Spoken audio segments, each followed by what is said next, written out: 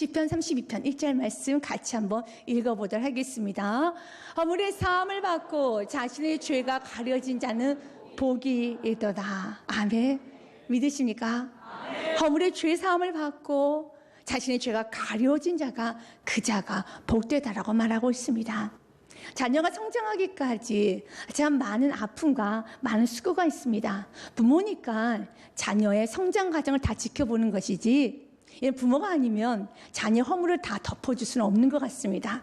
자녀는 그리 인정하지 않는 것 같지만 사실 그렇습니다. 부모가 되니까 어릴 때부터 성인이 되기까지 수많은 허물들을 그냥 다 덮어가면서 그래 내 자녀니까, 그래 자녀니까, 이러면 그런 은혜를 가지고 끝까지 부모는 자녀를 섬기지 않습니까?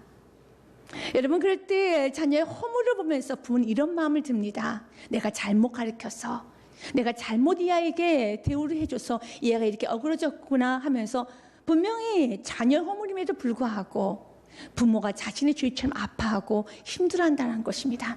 그래서 세상의 모든 사람들은 내 자녀를 비난해도 절대로 부모는 자기 자녀를 비난할 수가 없습니다. 그렇다 해서 죄를 덮는 것도 아닙니다. 죄에 대해서 모른 척하면서 무조건 이 죄가 아니야라고 옳고 그름에서 가르치지 않는다는 그런 의미는 아닙니다. 잘못했습니다. 내 자녀가 허물이 있습니다. 내 자녀가 죄가 있습니다. 그러나 세상이 던지는 그 돌을 자기도 세상상과 동일하게 자녀에게 돌을 던지지 않습니다. 오히려 자녀와 함께 부모는 그 돌을 같이 맞습니다. 그 비난의 화살을 같이 다 맞습니다. 그게 바로 부모죠. 근데 그 부모라는 이 은혜는 하나님께서 부어주신 일반 은총의 은혜라는 것입니다. 하나님께서 부어주신 자녀를 끝까지 사랑하고 자녀의 그 허물투성인 그 자녀를 성장시키는 것을 이걸 끝까지 감당할 수 있도록 하나님께서 부어주신 마음이라는 것입니다.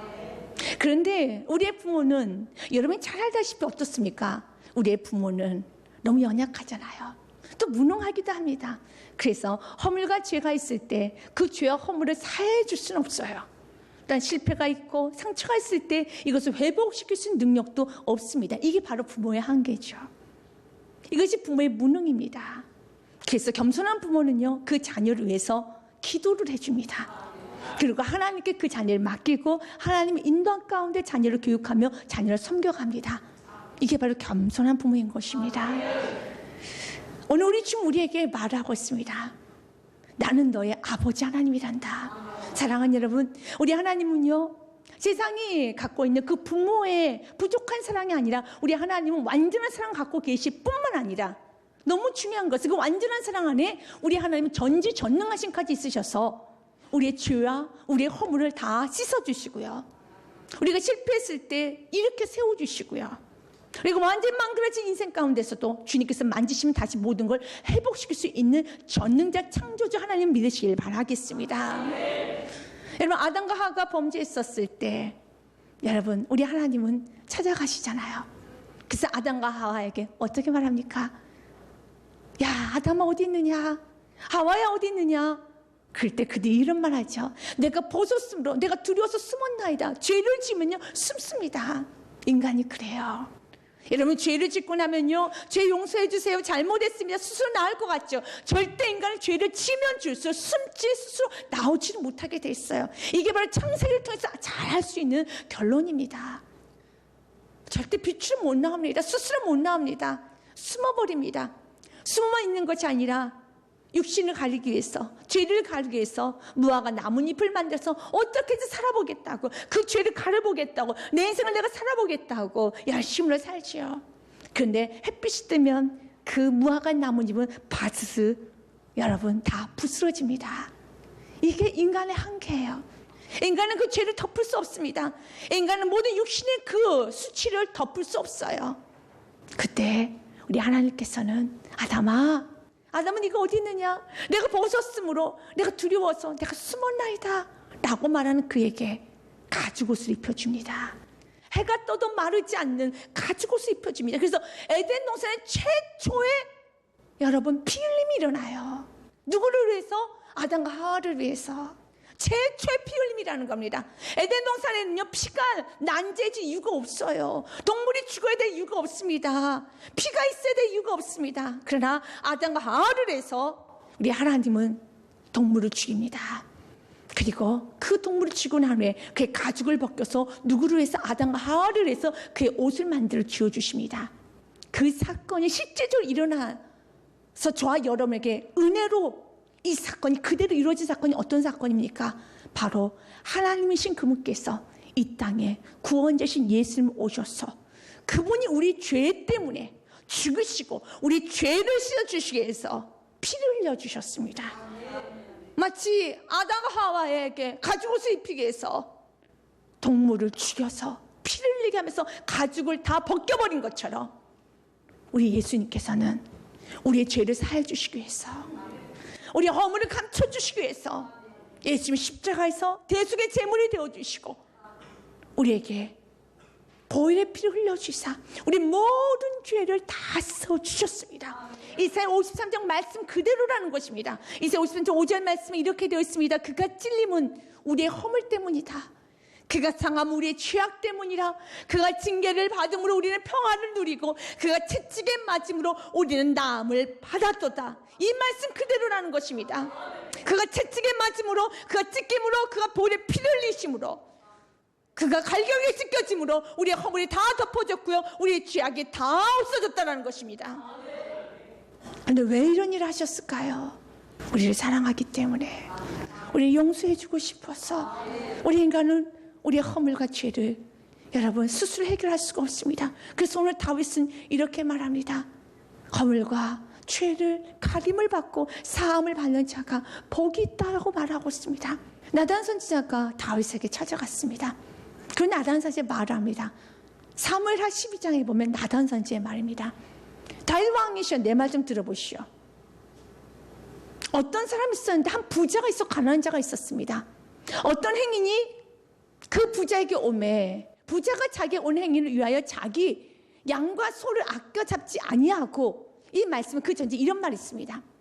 부자가 있었습니다. 가난한 자가 있습니다. 그 부자는 100마리가 되는 엄청난 많은 양이 있었습니다. 그러나 가난한 자는 암양 새끼 한 마리밖에 없었습니다. 그 암양 새끼 한 마리를 자기 자녀처럼 같이 먹고 같이 이렇게 부둥켜 안고 그렇게 소중히 키웠습니다. 그런데 어느 날 그 부잣집에 손님이 찾아왔습니다. 지나가는 행인이 왔습니다. 이것이 오늘 사무엘하 12장 4절 말씀에 어떤 행인이 그 부자에게 오매 부자가 자기에게 온 행인을 위하여 자기의 양과 소를 아껴 잡지 아니하고 가난한 사람의 양 새끼를 빼앗았다가 자기에게 온 사람을 위하여 잡았나이다 하니, 자기 거를 쓰지 않고 한 마리 암양 새끼밖에 없는 그 가난한 집에 그 암양 새끼를 빼앗아 와가지고 빼앗아서 그것을 가지고 인사치를 했습니다.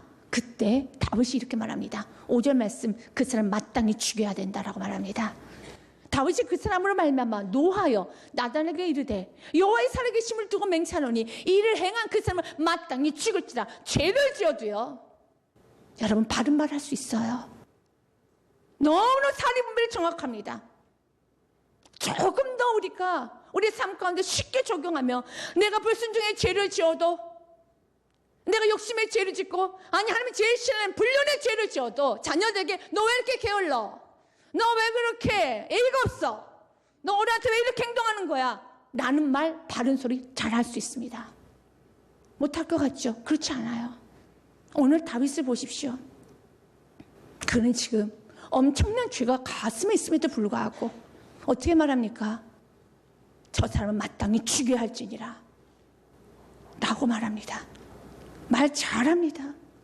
죄를 짓고 있어도요, 낮에 범죄하고 밤마다 범죄하고 와서도요, 얼마든지 내가 성도로서, 직분자로서, 부모로서, 내가 선배로서, 내가 여러 가지 선생님으로서 내가 모든 명예를 가지고 바른 말 잘할 수 있습니다.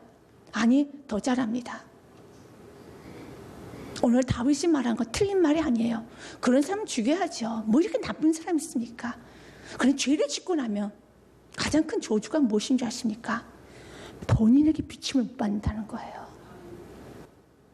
본인은 모른다는 겁니다. 자녀에게 너 왜 이렇게 이롭지 못해? 너 왜 이렇게 게을러? 너 왜 그렇게 감사를 몰라? 너 왜 그렇게 학생이 학생답지 않아?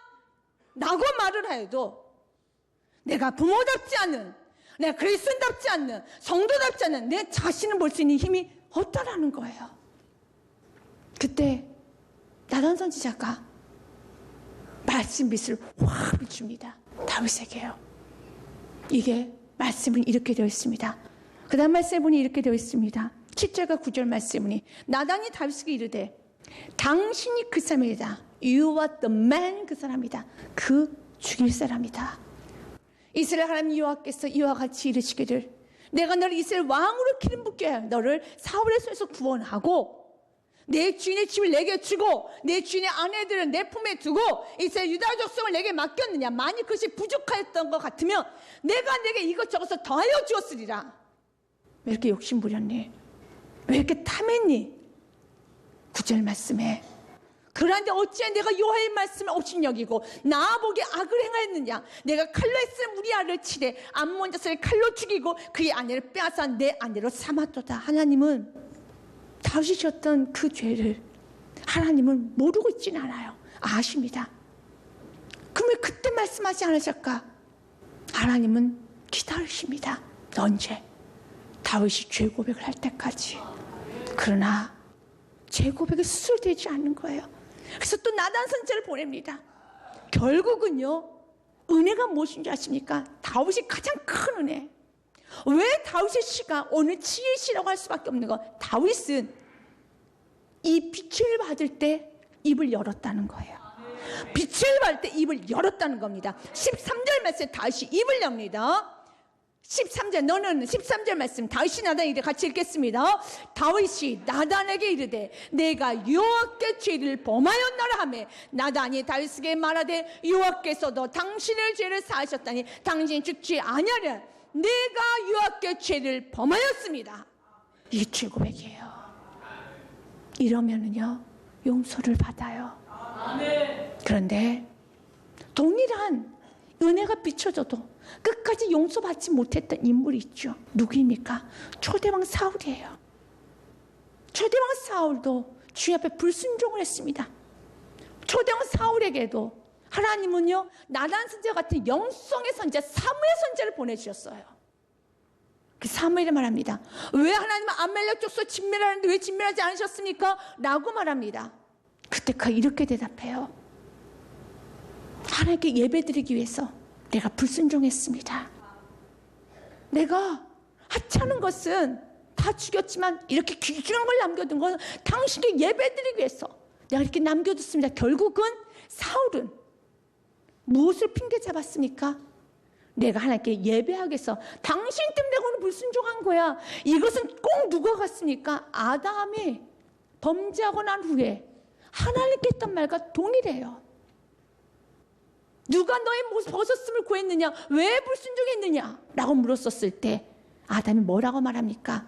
당신이 나에게 주신 저 여자 때문에 내가 범죄했나이다. 결국 누구 때문에 범죄했습니까? 하나님 당신 때문에. 당신이 나에게 여자만 주지 않았어도 난 범죄하지 않았어요. 당신 시작입니다. 변명 핑계 잡아요. 사단은 오늘도 유혹을 합니다. 여러분 길은 한 길밖에 없어요. 내가 죄 고백을 하면요 죄 사함의 축복을 받아요. 그런데 사단은 그 축복받는 걸 너무 싫어해요. 죄 사함 받는 것만큼 사단이 제일 싫어하기 때문에 어떻게 해서든지 그가 죄인이 아니라고 여러 가지 변명 핑계거리를 생각에 집어넣습니다. 환경을 통해서 보게 합니다. 그래서 결국 뭐세요? 난 죄인 아니야. 그래도 저 사람이 더 나빠. 나는 죄를 지을 수밖에 없는 이유가 있었어. 라고 여러 가지 핑계를 다 빠져나가게 합니다. 결국 누구입니까? 죄 사함 받지 못하게 하기 위해서. 사단은 그렇게 강하게 우리를 누립니다. 그러나 죄 고백을 해야지 죄사를 받지 않겠습니까? 누가복음 말씀에 보면 우리 예수께서 이렇게 말합니다. 세리와 또한 정말 하층민들 같이 어울리면서 예수께서 식사하시는 그 모습 보고 어떻게 죄인들과 같이 식사할 수 있느냐라고 수근거리는 그들을 향해서 예수님은 누가복음 말씀에 보면 마가복음이네요. 마가복음 2장 17절 말씀에 보면 이렇게 말합니다. 마가복음 2장 17절 말씀에 같이 한번 읽어보겠습니다. 예수님께서 들으시고 그들에게 이르시되 건강한 자에게는 의사가 쓸데없고 병든 자에게는 쓸데있느니라. 난 의인을 부르러 온 것이 아니요 죄인을 부르러 왔노라 하시니라. 믿으십니까? 너가 지금 건강하다면 내가 필요 없어. 너가 지금 의인이라면 내가 필요 없구나. 나는 죄인을 부르러 왔고 나는 참으로 병든 자를 부르왔는데, 내 사단은 끊임없이 우리에게 말합니다. 너는 의인이야. 너가 죄를 짓는 데 합당한 이유가 있었어. 그리고 너보다 더한 죄인이 있어. 너는 괜찮아. 너는 그런 죄인이 아니야. 여러 가지 변명 핑계거리 여러 가지 면서 결국은 무엇입니까? 구원받지 못하게 하는 거예요. 결국 죄산받지 못하게 하는 것입니다. 결국 주께 돌아오지 못하게 하는 거예요. 그래서 사단은 아주 나쁜 족속이에요. 사단 죽이고 파멸시키는 것입니다. 여러분, 올 한 해는 사단에 유혹받지 마십시오. 변명 핑계 잡아서 결국은 사울의 인생이 어떻게 됩니까? 시기 질투와 그의 인생은 나락으로 끝나게 되었어요. 그러나 죄 가운데 넘어졌던 다윗도 주님이 나아갔었을 때는 주님이 그를 회복시켜 주시고, 주님만이 그를 구원시켜 주시고, 가장 중요한 죄의 씻음, 허물의 가림을 받는 복을 받습니다. 2절 말씀에 보니 마음에 간사함이 없고 유혹에 정죄를 당하지 않은 자는 복이 있도다. 믿으십니까? 간사함, 자기 유익을 위해서 언제든지 마음을 바꾸고 말을 바꾸고 행동을 바꾸는 게 간사함이에요. 정직함과 반대입니다. 자기 유익을 위해서. 스펄전 목사는 이 부분에서 이렇게 말합니다. 간사한 자의 특징이 있단다. 간사한 자는 진리를 생각하기를 굉장히 거부하고, 또한 괴로운 진실을 피하기 위해서 속마음을 들추어내는 여러 가지 가르침을 피하고 위해서 애를 쓴다 라는 말을 했었고요. 또한 엉뚱한 이야기를 화제로 돌린다라는 겁니다. 이게 간사한 사람들이라는 거예요. 간사한 자들은 그냥 자기 속 안에서 주쳐지는 게 싫으니까 엉뚱한 얘기를 피하고, 진리의 가르침이 말씀 선포하는데 눈을 감아버리고 딴 데 봐버리고 계속 피한다는 거예요. 결국 무엇입니까? 자기 유익을 위해서 그들이 그렇게 하는데, 여러분, 자기 유익이 아니에요. 피하면 내게 유익이 되는 게 아니라 사단만 깨춤을 추는 겁니다. 죄고백만이, 회개만이 죄산 받을 수 있는 유일한 길임을 믿으시길 바라겠습니다. 그래서 나오셔야 되는 거예요. 사단은 끊임없이 여러분의 눈을 환경으로 돌리게 합니다. 죄에 돌리게 합니다. 핑계를 잡게 합니다. 엉뚱한 것에 여러분 집중하게 합니다. 다 유혹과 미혹이에요. 주께 집중하십시오. 그러면서 간사함이 없고, 마음에 간사함이 없고, 정말 주님, 나 이 죄질을 떠나고 싶습니다. 주님과 교통하고 싶습니다. 주님과 다시 함께 하고 싶습니다. 그러는 자는 유혹에 정죄를 당하지 않은 자 복이 있도다 그랬습니다. 사랑하는 여러분, 우리 주님께 정죄를 당하면 우리는 살아남을 자가 없어요. 완전하신 그분이 우리 정죄하면 우리가 어떻게 살아남을 수 있겠습니까? 살아남을 수 없습니다. 이 땅에서는 주님 우리를 구원하시기 위해서 말씀으로 때로는 정죄하는 것처럼 말씀을 비춰주실 때가 있어요. 이것은 무엇입니까? 구원하기 위해서. 그래서 사단은요, 이 땅에서는요, 우리에게 정죄하지 않고 잘한다. 너는 의인이야. 너는 수고했잖아. 너도 억울하잖아. 너도 손해봤잖아. 그것이 지켜지죠. 그리고 사단의 결국 목적은 무엇입니까? 마지막 때 심판받으라고. 그래서 요한복음 3장 16절과 17절 말씀, 복음의 말씀이면서 꼭 기억해야 될 말씀이에요. 16절 여러분 잘 아는 말씀입니다. 요한복음 3장 16절 말씀에 보면 하나님의 세상을 이처럼 사랑하사 독생자를 주셨으니 이는 저를 믿는 자마다 멸망하지 않고 구원을 얻게 하려 하심이니라. 믿으십니까?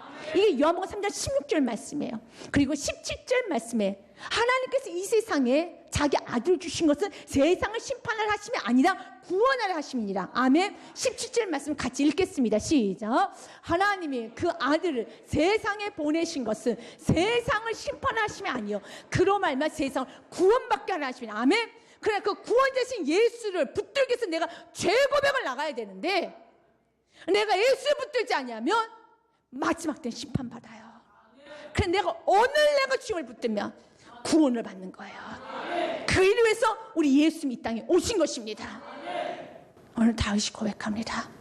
야, 주 앞에 가림을 받고 주께 정죄받지 않는 자가 복이 있어 라고 말을 하면서 그 5절에 이런 고백을 해요. 같이 한번 5절 한번 읽어보도록 하겠습니다.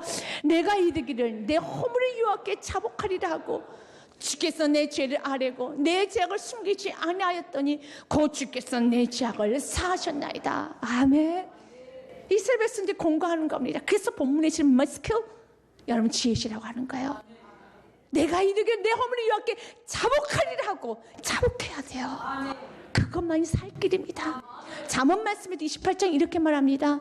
여호와께 자복하면 회개하면 너의 삶이 형통해질 것이다. 같이 읽어보겠습니다. 자기 죄를 숨기는 자는 형통하지 못하나 자복하고 버리는 자는 불쌍히 여김을 받으리라. 믿으십니까? 그래요. 불쌍히 여김을 받습니다. 그래서 오늘 성경은 말하는 것입니다. 5절 말씀에 너희가 내 허물을 여호와께 자복하리라고 내 주께 내 죄를 아뢰고 내 죄를 숨기지 아니하였더니 곧 주께서 내 죄악을 사하셨나이다. 아멘. 숨기면 안 돼요. 자복해야 되는 겁니다. 이게 복입니다. 그런데 톨스토이 작품 중에 이런 내용이 있어요. 우리가 왜 자복을 못하느냐? 이게 죄인 줄 모르니까 자복을 못하는 거예요. 톨스토이 여러분 잘 알 겁니다. 이런 내용이 있었습니다. 한 목사님께 두 여인이 찾아왔어요. 한 여인은 너무너무 죄가 많아서 머리를 조아리면 이 큰 죄 정말 주님 앞에 정말 용서를 구하면서 주의 은혜를 찬양한 한 여인이 있었습니다. 또 다른 여인은 자기가 그렇다고 완전한 건 아니지만 나는 이렇다 할 만한 큰 죄를 저지른 적이 없다는 거예요. 그녀가 하는 말은 이렇습니다. 자기는 일생 이렇다 할 큰 죄는 짓지 않았지만 뭐 자질구레한 잘못은 많다고. 자질구레한 잘못. 그게 그 여인이었어요. 그 말을 듣고 있던 목사님이 그 두 여인에게 이렇게 말합니다. 정말 자기가 죄인인 것을 알고 너무 큰 죄 때문에 할못이 눈물을 흘리고 있는 그 여인에게는 가서 당신이 들 수 있는 최고로 큰 돌을 가지고 오십시오 그랬어요. 그리고 난 이렇다 할 만한 큰 죄는 저지른 적이 없어서 뭐 자질구레한 그래도 뭐 내가 뭐 나도 사람이니 자질구레하게 죄를 졌죠 하는 그 여인에게는요 치마에다가 그냥 죽고 싶은 아무 돌이나 조약돌 자그마한 돌들 다 집어오라고 그랬어요. 한 여인은 낑낑거리면서요 큰 돌을 가지고 왔습니다. 또 한 여인은 치마폭에다가요 여러분 자갈돌을 많이 수북히 쌓아갖고 왔어요. 근데 다시 그 목숨이 이렇게 말합니다. 그 자리에 갖다 놓으십시오. 그 죄 많다고 슬퍼한 그 애는요 그 자리가 어딘지를 알아요. 그 큰 돌을 어디서 가져왔는지를 알아요. 너무 쉬워요. 저기 있었어요. 근데 그 자질구레하게 죄를 지었다는 그 애는 조약돌을 가지고 온 그 애는 어디서 가져온지도 몰라요. 여기서 갖고 온 것 같기도 하고 저기서 갖고 온 기도 하고. 그래서 그 여인이 너무 난처하잖아요.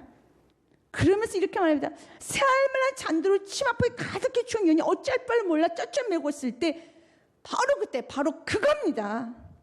하나님께 지은 죄도 바로 이런 것이요. 당신은 하루하루 이러저러한 죄를 지으면서도 하나님께 죄책감 없이 일생을 살아왔기 때문에 많은 죄를 짓고도 회개 한번 하지 않았고 그리고 주님 앞에 용서 한번 구하지 않았다는 겁니다. 이걸 지적하고 있어요. 톨스토이가. 그렇습니다. 아무래도 회개를 강내에서 외쳐도 나는 뭐 그렇게 그럴다 할 만한 죄가 기억이 안 난다는 게 이게 비극인 거예요. 그래서 여러분 올 한해 기도하셔야 됩니다. 하나님 내가 죄 비침을 받기 원합니다.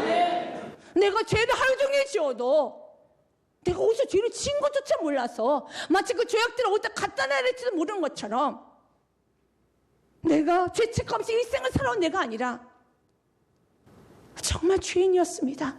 구원자 주 예수님께 감사하며 감격하며 하루하루를 살게 원합니다. 그리고 마지막 때는 주님의 은혜로 구원받았습니다. 주님의 은혜였습니다. 고백하는 내가 되길 원합니다. 여러분 왜 바울이 로마서 5장 20절 말씀 보면 굉장히 독특한 말을 합니다. 죄가 있는 곳에 은혜가 더하래요. 이게 말이 됩니까? 죄가 있는 곳에 어떻게 은혜가 더합니까? 율법에 들어온 것은 범죄를 더하게 하려 합니다. 그러나 죄가 더한 곳에 은혜가 통 넘쳤다. 이게 무엇입니까? 죄를 짓고는 아프죠. 근데 아픔과 동시에 구원의 감사, 감격, 그 사랑에 완전히 녹아져 버리는 거예요. 너무 큰 은혜를 받았다는 거예요. 다윗이 이 엄청난 죄 가운데서 이런 나를 사랑하시는구나. 그래서 그가 시편 16편 2절에 고백하잖아요. 주밖에 나의 복이 없습니다. 아멘. 주님이 나의 주님이십니다. 주만 있으면 됩니다. 왜 고백이 되는 줄 아십니까? 은혜를 받았기 때문에. 아멘. 그래서 바울 스님이 그렇다 해서 로마서 6장 1절 말씀 넘어가잖아요. 야, 은혜 받기 위해서 죄 지을 수 있겠느냐? 그러면 안 되지, 인간들이. 그건 아니지. 그래서 로마서 6장 1절에 그런지 우리가 무슨 말 하리요? 은혜를 더하게 하러 죄 거하겠느냐? 아니지 않냐? 2절 말씀 같이 읽겠습니다. 그럴 수 없느니라. 죄에 대하여 죽은 우리가 어찌 그 가운데 더 살리요? 살 수 없습니다. 여러분, 죄까지 고내서 그 감격 때문에, 그 은혜 때문에 너무 크죠. 하지만 내가 그 은혜 받고자 다시 또 죄, 여러분, 그 예수께 대못을 찌르겠습니까? 그럴 수는 없다라는 거예요. 그런 사실, 내가 죄인인 걸 깨달으면 깨달을수록 그 은혜 감격은 깊어진다는 것입니다. 올 한 해도 여러분의 인생에 죄 삼의 복이 있는 축복이 평생 있으시길 주의 축복 드립니다.